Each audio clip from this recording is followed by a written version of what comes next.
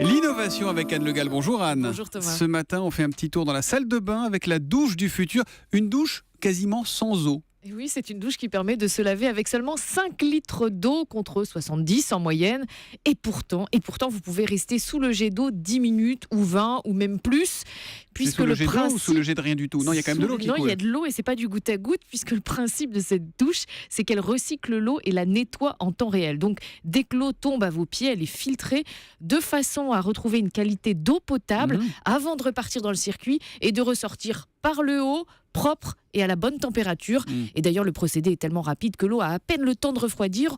On fait donc aussi des économies d'énergie pour la réchauffer. Mais comment l'eau peut-elle être filtrée aussi facilement ? Alors c'est un filtrage qui s'inspire de celui qui est installé à bord des navettes spatiales. C'est car l'un des membres de la start-up suédoise Orbital System qui a mis cette douche au point a travaillé pour la NASA.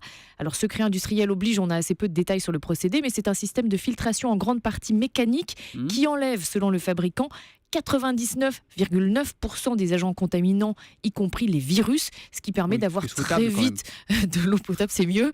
Et ces douches ultra économes sont déjà testées en Suède dans un centre de thalassothérapie fréquenté par plus de 1000 personnes en été. Et les particuliers aussi peuvent la commander, cette douche, ou pas ? Oui, depuis quelques semaines, cette douche peut s'acheter sur Internet. Elle se commande à un prix allant de 3 200 à 4 000 euros selon le modèle. Ouais. Oui. Un petit peu de temps pour la rentabiliser, pour l'amortir. Oui, mais alors justement, chaque année, une famille de 4 personnes, une famille européenne classique, peut espérer économiser 700 à 1000 euros sur sa facture d'eau et d'électricité.